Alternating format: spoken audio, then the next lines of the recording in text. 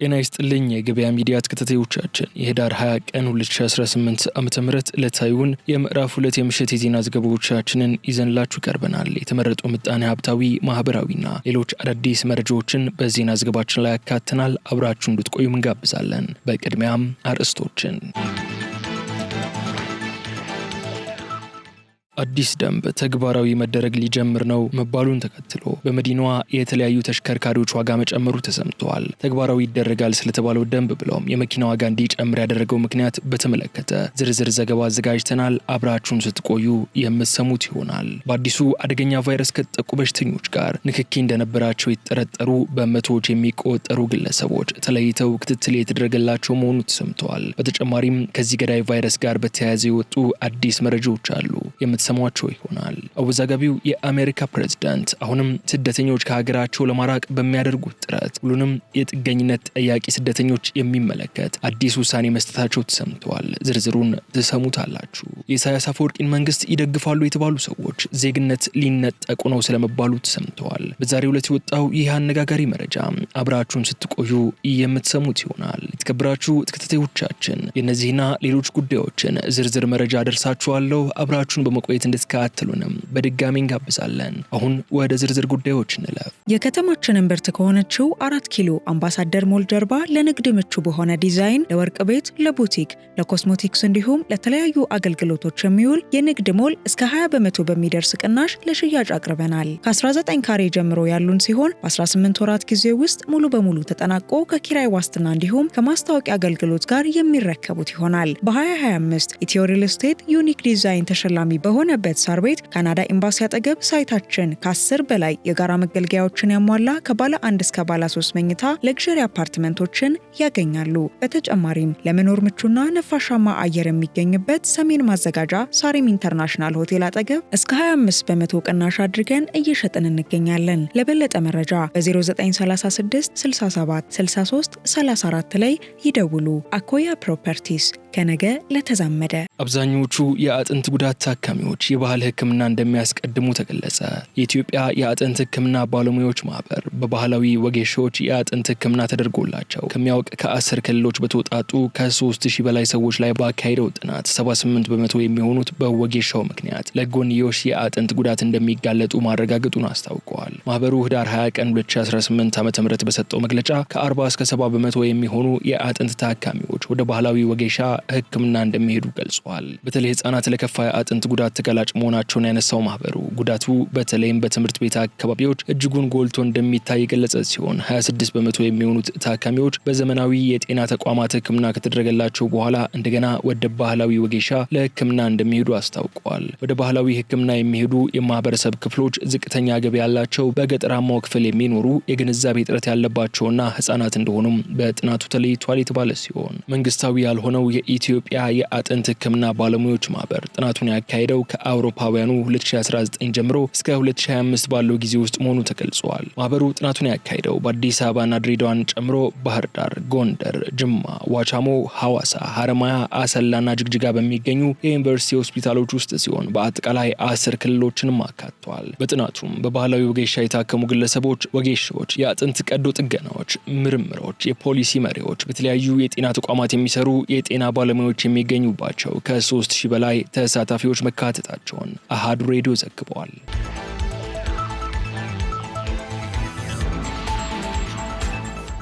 የኢኮኖሚ ድርጅቶች መረጃ ስብሰባ የሀገሪቱን የኢኮኖሚ ደረጃ ለማወቅ የሚደረግ እንጂ ለሌላ ዓላማ የሚውል አይደለም ተባለ። የኢትዮጵያ ስታቲስቲክስ አገልግሎት ትክክለኛ መረጃን ለማሰባሰብ ይረዳው ዘንድ ለህዝቡ መረጃ ለመስጠት ጋዜጣዊ መግለጫ የሰጠ ሲሆን በመግለጫውም የኢኮኖሚ ድርጅቶች ቆጠራ በጥቃቅን፣ አነስተኛ፣ መካከለኛና ከፍተኛ በሚሉ ዘርፎች ተከፍሎ እንደሚካሄድ አስታውቀዋል። አገልግሎቱ በሀገሪቱ የኢኮኖሚ ድርጅቶችን ቆጠራ እያካሄደና የተለያዩ መረጃዎችን እያሰባሰበ ነው ያሉት የኢትዮጵያ ስታቲስቲክስ አገልግሎት ዋና ዳይሬክተር ዶክተር በክር ሻሌ ይህ የኢኮኖሚ ድርጅቶች መረጃ ስብሰባ የሀገሪቱን የኢኮኖሚ እንቅስቃሴና ደረጃ ለማወቅ የሚደረግ እንጂ ለሌላ ዓላማ የሚውል አለመሆኑን ገልጸዋል። መረጃው የሀገሪቱን የአገልግሎትና የምርት አቅም ለማወቅ ስለሆነ ዜጎች ለሚጠየቁት ጥያቄ ትክክለኛ መረጃ በመስጠት ሀገራዊ ግዴታቸውን እንዲወጡም አሳስበዋል።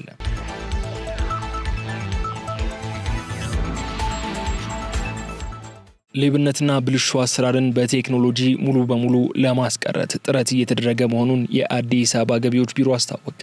የአዲስ አበባ ከተማ አስተዳደር ገቢዎች ቢሮ ከአዲስ አበባ ከተማ ንግድና ዘርፍ ማህበራት ምክር ቤት የቦርድ አመራሮችና ከ11ዱም ክፍለ ከተማ የነጋዴ ተወካይ ማህበራት አመራሮች ጋር ይበልጥ ተቀራርቦ ለመስራት በሚያስችሉ ጉዳዮች ላይ ውይይት ማካሄዱ ተሰምተዋል። በውይይቱም የንግዱ ማህበረሰብ ተወካዮች ከገቢዎች ቢሮ የአገልግሎት አሰጣጥና የግብር ከፋይ መስተንግዶ ከደረሰኝ ባለሙያዎች ቁጥጥርና ስነ ምግባር ከቀን ገቢ ግምት ከተሻሻለው የግብር አዋጅ አተገባበር ከፍሪላንስ አገልግሎት አሰጣጥ ቅልጥፍና መስተንግዶ ጋር በተያያዘ ይስተዋላሉ ያሏቸውን ችግሮች ማንሳታቸው ተሰምተዋል። ከንግዱ ማህበረሰብ ተወካዮች ለተነሱ ጥያቄዎች ማብራሪያ የሰጡት የቢሮ ኃላፊ አቶ ቢኒያም ምክሩ ተቋማቸው ከአዲስ አበባ የንግድና ዘርፍ ማህበራት ምክር ቤትና ከክፍለ ከተማ የንግዱ ማህበረሰብ ተወካዮች ጋር ተቀራርቦ ለመስራት የሚያስችል መድረኮችን በተደጋጋሚ በመፍጠር የሚቀርቡ ቅሬታዎችን በጋራ ለመፍታት ጥረት እያደረገ መሆኑን የገለጹ ሲሆን ከዚህም አኳያ ከአገልግሎት አሰጣጥና ከመስተንግዶ ከፍሪላንስ አገልግሎት ከሲስተም መቆራረጥ ከባለሙያዎች የስነ ምግባር ጉድለት ጋር በተያያዘ የሚነሱ ቅሬታዎች በአሰራር በአደረጃጀት በቴክኖሎጂ ልማትና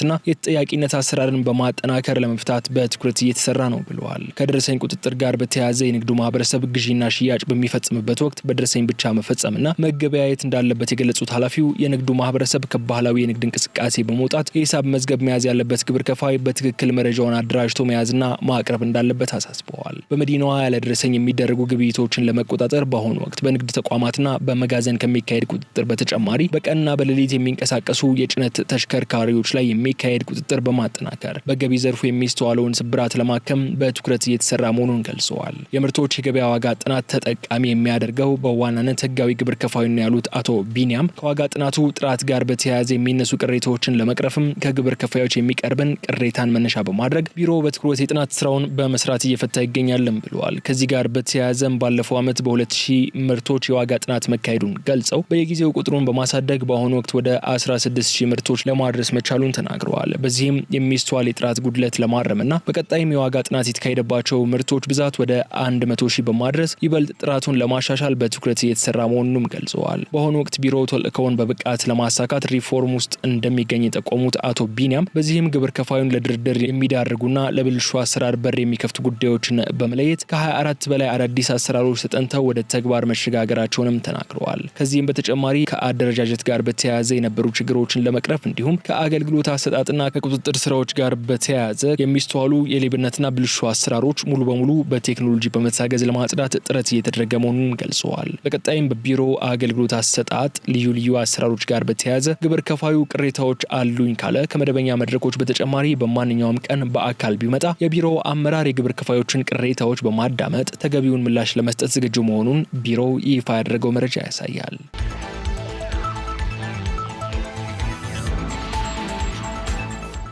ከማርበርግ ቫይረስ በሽተኞች ጋር ንክኪ እንዳላቸው የተጠረጠሩ በመቶዎች የሚቆጠሩ ግለሰቦች ተለይተው ክትትል እየተደረገ ነው ተባለ።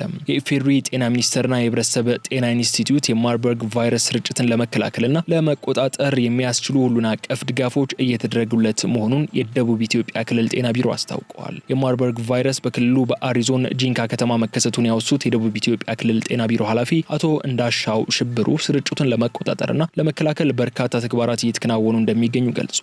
በማርበርግ በሽታ ከተያዙ ግለሰቦች ጋር ቀጥታ ንክኪ ያላቸው ሰዎችን ከመለየት ጀምሮ በጂንካ አጠቃላይ ሆስፒታልና በኮቤ መጀመሪያ ደረጃ ሆስፒታል ለይቶ ማቆያና ሕክምና ማዕከል በማቋቋም ስርጭቱን ለመግታት እየተሰራ መሆኑንም አቶ እንዳሻው ተናግረዋል። በክልሉ ከማርበርግ ቫይረስ በሽተኞች ጋር ንክኪ እንዳላቸው የተጠረጠሩ ከ350 በላይ ግለሰቦች ተለይተው ክትትል የተደረገ መሆኑን የገለጹት የቢሮው ኃላፊ የቤት ለቤት ክትትልና ለተለያዩ ህብረተሰብ ክፍሎች ስለበሽታው የግንዛቤ ማስጨበጥ ስራ መሰራቱንም ገልጸዋል። የጤና ሚኒስቴርና የኢፌዴሪ ህብረተሰብ ጤና ኢንስቲትዩት በሽታውን ለመከላከልና ለመቆጣጠር እየሰጡ ያሉትን ድጋፍ የሚደነቅ ነው ያሉት አቶ እንዳሻው በክልሉ የበሽታውን ስርጭት ለመቆጣጠርና ለመከላከል 7 አምቡላንሶች፣ የኩላሊት እጥበት ማሽኖች፣ የጽኑ ህሙማን አልጋዎች፣ ዘመናዊ የሙቀት መለኪያ ማሽኖች፣ ተንቀሳቃሽ ላቦራቶሪ፣ ኬሚስትሪና ሲቢሲ ማሽኖች፣ ላውንድሪ ማሽኖች፣ ታብሌቶች፣ ኮምፒውተሮችና የተለያዩ መድኃኒቶች እንዲሁም የህክምና መገልገያ መሳሪያዎች ድጋፍ መደረጉንም ገልጸዋል።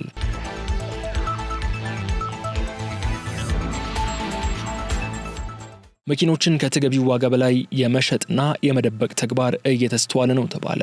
የትራንስፖርትና ሎጂስቲክስ ሚኒስቴር ሐምሌ 17 ቀን 2017 ዓ.ም ተሽከርካሪዎችን ከውጭ ሀገራት ለሚያስመጡ አካላት የንግድ ፍቃድ ማውጣትና ማደስ አገልግሎት አሰጣጥ ላይ ማሻሻያ ማድረጉን ማስታወቁ ይታወሳል። ሚኒስቴር መስሪያ ቤቱ በመመሪያው መሰረት ሐምሌ 1 ቀን 2017 ዓ.ም ድረስ ፍቃዳቸውን ያደሱም ሆነ አዲስ ፍቃድ ያወጡ በሙሉ እንደ አዲስ እንዲመዘገቡ ማሳሰቡም አይዘነጋም። ማሳሰቢያውን ተከትሎ መመሪያው በስራ ላይ ሊውል ሂደት መጀመሩን ተከትሎ ታዲያ በዘርፉ ገበያ ላይ ለውጥ እየታየ እንደሆነ ተሰምተዋል። ሚኒስቴር መስሪያ ቤቱ በ2017 ሐምሌ ወር መግቢያ ላይ በወጣው መመሪያ መሰረት የተሽከርካሪ አስመጪነት ፍቃድ ለማግኘት መሟላት የሚገባቸውን ቅድመ መስፈርቶችን ሲገልጽ የኤሌክትሪክ ተሽከርካሪ አስመጪዎች ቢያንስ 2 የኤሌክትሪክ ተሽከርካሪ ኃይል መሙያ ማሽን ማሟላት፣ ተሽከርካሪ ወደ ሀገር ቤት ከመግባቱ በፊት በሌላ ሀገር ተመዝግቦ አገልግሎት ያልሰጠ ከተመረተ 2 ዓመት ያልበለጠ መሆን አለበት የሚልም መመሪያ አስተላልፈዋል። ከዚህም ሌላ በመመሪያው ላይ አስመጪዎች ላስመጧቸው ተሽከርካሪዎች ከሽያጭ በኋላ አስፈላጊውን መለዋወጫ በራሳቸው ወርክሾፕ ማቅረብ የሚችሉ መሆናቸውን ማስረጃ ማቅረብና ለደንበኞቻቸው ከሽያጭ በኋላ የተሽከርካሪዎችን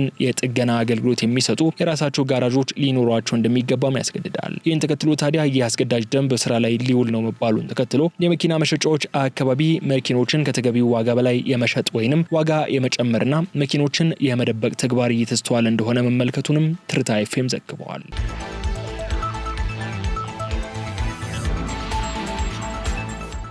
የኤርትራን መንግስት የሚደግፉ ትውልድ ኤርትራውያን ዜግነት ሊነጠቁ መሆኑ ተሰማ። ኖርዌይ የኤርትራን መንግስት የሚደግፉ ትውልድ ኤርትራውያንን ዜግነት እንደምትነጥቅ አስታውቃለች። የኖርዌይ የስደተኞች አገልግሎት ተቋም እንዳስታወቀው ለ2 ዓመታት ምርመራ ካደረገ በኋላ የኤርትራን መንግስት የሚደግፉ ኖርዌጂያን ኤርትራውያንን ዜግነት ለመንጠቅ ውሳኔ ላይ ደርሷል። የኖርዌይ ዜግነት የተሰጣቸው ኤርትራውያኑ ለኤርትራ መንግስት ድጋፍ ይሰጣሉ ያለው 5 አባላት ያሉት መርማሪ ኮሚቴው 135 ኤርትራውያን ላይ ምርመራ ያደረገ ሲሆን ማህበራዊ ሚዲያ ላይ የሚጽፉትን እንዲሁም ሌሎች ሰዎች ስለነሱ የሚናገሩትን እንደተመለከቱም ተገልጿል። ምርመራ የተደረገባቸው 135 ሰዎች የኖርዌይ ዜግነት የተሰጣቸው ትውልድ ኤርትራውያንና ላለፉት 8 ዓመታት በአገሪቱ የኖሩ ሲሆኑ እስካሁን ድረስም 20ዎቹ መኖሪያ ፈቃዳቸው ሲነጠቁ የሌሎች 30 ሰዎች ጉዳይ ደግሞ እየተመረመረ ነው ተብሏል። በአጠቃላይ ምን ያህል ሰዎች ዜግነታቸው እንደሚነጠቁ ግን እስካሁን ድረስ በግልጽ የተባለ ነገር የለም። የኖርዌይ ሕግ በአገሪቱ ጥገኝነት የጠየቁ ሰዎች የሚሰጣቸው የመኖሪያ ፈቃድ ወይንም ዜግነት ሊነጠቅ እንደሚችል የሚደነግግ ሲሆን የመኖሪያ ፈቃድ ወይም ዜግነት የተሰጣቸው ስደተኞች አንዳች ስህተት ከተገኘባቸው ውሳኔው ሊቀለበስ እንደሚችልም በህጉ ላይ ሰፍሯል። የኖርዌይ መንግስት የትውልድ ኤርትራውያንን የመኖሪያ ፍቃድ ወይንም ዜግነት ሲነጥቅም የአሁኑ ለመጀመሪያ ጊዜ ሲሆን ኤርትራውያን በትውልድ ሀገራቸው ሳሉ ለግዳጅ ውትድርና፣ ለእስራት፣ ለብዝበዛና ለስቃይ እንደሚጋለጡ በመጥቀስ በኖርዌይ ጥገኝነት ከጠየቁ በኋላ ለኤርትራ መንግስት ድጋፍ እንደሚሰጡም ተገልጿል። የኖርዌይ የስደተኞች አገልግሎት ተቋም እንዳለውም ኤርትራውያኑ ለኖርዌይ መንግስት የገለጿቸውን የግዳጅ ብሔራዊ ውትድርና፣ የሰብአዊ መብት ጥሰትና እስራት ትክክለኛ አይደሉም ያለ ሲሆን የኖርዌይ መንግስት ምርመራ የከፈተውም በኤርትራ መንግስት ደጋፊዎችና ተቃዋሚዎች መካከል ከ2 ዓመታት በፊት በተነሳው ግጭት ምክንያት ነው። በዚህ ግጭት ውስጥ ተሳታፊ ከነበሩ ኤርትራውያን አንዱ እንደ አውሮፓውያኑ አቆጣጠር በ2013 በኖርዌይ ጥገኝነት ያገኘ ግለሰብ መሆኑም ተገልጿል። የኖርዌይ የስደተኞች አገልግሎት ተቋም እንዳለውም ትውልድ ኤርትራውያኑ ላይ የተካሄደው ምርመራ በዋነኛነት ያተኮረው ለመንግስት ድጋፍ በሚሰጡት ላይ ሲሆን በኦስሎና በበርገን ከተሞች በመዘዋወር ምርመራውን ማካሄዱም ተገልጿል።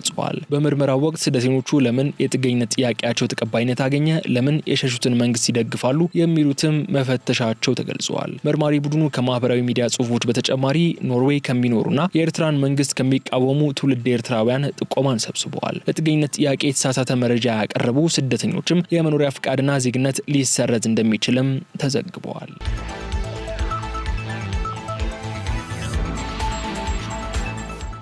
በመጨረሻም አሜሪካ የጥገኝነት ጥያቄዎችን በአጠቃላይ ማገዷ ተገለጸ።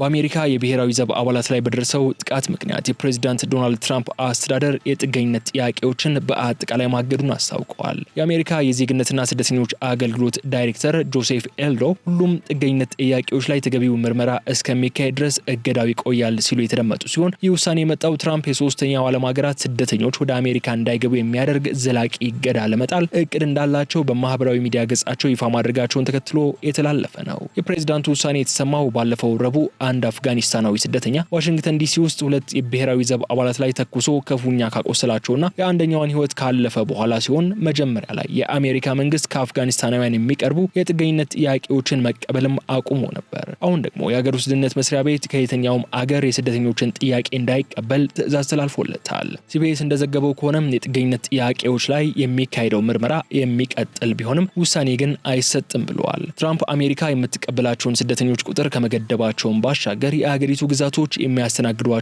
የጥገኝነት ጥያቄዎችም ውስን ማድረግ ይፈልጋሉ። ትራምፕ በትሩዝ ሶሻል ገጻቸው ላይ ባጋሩት ጽሑፍም አሜሪካ ሙሉ ለሙሉ እንድታገገም ከሁሉም የሶስተኛ ዓለም ሀገራት የሚመጡ ስደተኞች ላይ ቋሚ እገዳ ጥላለሁ ብለዋል። በተጨማሪም ለአሜሪካ የማይጠቅሙ ወይንም አገሪቱን መውደድ የማይችሉ ሰዎች ከአሜሪካ እንዲወጡ እንደሚያደርጉ የዛቱት ትራምፕ ለዚህ ችግር የዳረገንም የአሜሪካ ማህበራዊ ውቅር ነው፣ ሚኒሶታን በሺዎች የሚቆጠሩ ሶማሌዎች ተቆጣጥረዋታል ሲሉም ፕሬዚዳንቱ አስገራሚ የሆነን አስተያየት ሰጥተዋል። ትራምፕ የአሜሪካ ዜጋ ላልሆኑ ስደተኞች የሚሰጠውን ሁሉንም የፌዴራል መንግስት ጥቅማጥቅም እንደሚያስቆሙም ያስታወቁ ሲሆን የትራምፕ አስተዳደር ኤርትራን ጨምሮ ከ19 ሀገራት ወደ አሜሪካ ለገቡ ስደተኞች የተሰጠ የመኖሪያና የስራ ፈቃዶች ላይም በድጋሚ ምርመራ እንደሚያደርግ መግለጹም መዘገባችን አይዘነጋም። ነገር ግን ይሄ የትራምፕ አስተዳደር እርምጃ በተለያዩ አካላት ተቃውሞ እየገጠመው ሲሆን የተባበሩት መንግስታት ድርጅት አሜሪካ የስደተኞችና ጥገኝነት ጥያቄዎችን መብት የሚያስጠብቁ ዓለም አቀፍ ህግጋትን እንድትጠብቅ አሳስበዋል። በሌላ በኩል የአሜሪካ የስደተኞች ጠበቆች ማህበር ፕሬዚዳንት ጀርሚ ማክኒ ደግሞ ትራምፕ የደረሰውን ጥቃት እንደ ሽፋን በመጠቀም ጸረ ስደተኞች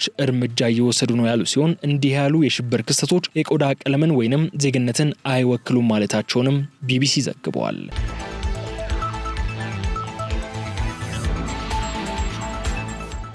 የተከበራችሁ ተከታታዮቻችን ከገበያ ሚዲያ ወደ እናንተ የደረሱትን የህዳር 20 ቀን 2018 ዓ.ም የምዕራፍ 2 የምሽት የዜና ዘገባዎቻችን እነዚህ እስካሁን ስትከታተሏቸው የቆያችሁትን ይመስሉ ነበር። በቀጣይ በሌሎች ጉዳዮች መልሰን እስክንገናኝ ድረስ መልካሙን ሁሉ እናንተ ተመኘን። ሰላም። የከተማችን እምብርት ከሆነችው 4 ኪሎ አምባሳደር ሞል ጀርባ ለንግድ ምቹ በሆነ ዲዛይን ለወርቅ ቤት፣ ለቡቲክ፣ ለኮስሞቲክስ እንዲሁም ለተለያዩ አገልግሎቶች የሚውል የንግድ ሞል እስከ 20% በሚደርስ ቅናሽ ለሽያጭ አቅርበናል። ከ19 ካሬ ጀምሮ ያሉን ሲሆን በ18 ወራት ጊዜ ውስጥ ሙሉ በሙሉ ተጠናቆ ከኪራይ ዋስትና እንዲሁም ከማስታወቂያ አገልግሎት ጋር የሚረከቡት ይሆናል። በ2025 ኢትዮ ሪል ስቴት ዩኒክ ዲዛይን ተሸላሚ በሆነበት ሳር ቤት ካናዳ ኤምባሲ አጠገብ ሳይታችን ከ10 በላይ የጋራ መገልገያዎችን ያሟላ ከባለ 1 እስከ ባለ 3 መኝታ ለግዠሪ አፓርትመንቶችን ያገኛሉ። በተጨማሪም ለመኖር ምቹና ነፋሻማ አየር የሚገኝበት ሰሜን ማዘጋጃ ሳሪም ኢንተርናሽናል ሆቴል አጠገብ እስከ 25% ቅናሽ አድርገን እየሸጥን እንገኛለን። ለበለጠ መረጃ በ0936 67 63 34 ላይ ይደውሉ። አኮያ ፕሮፐርቲስ ከነገ ለተዛመደ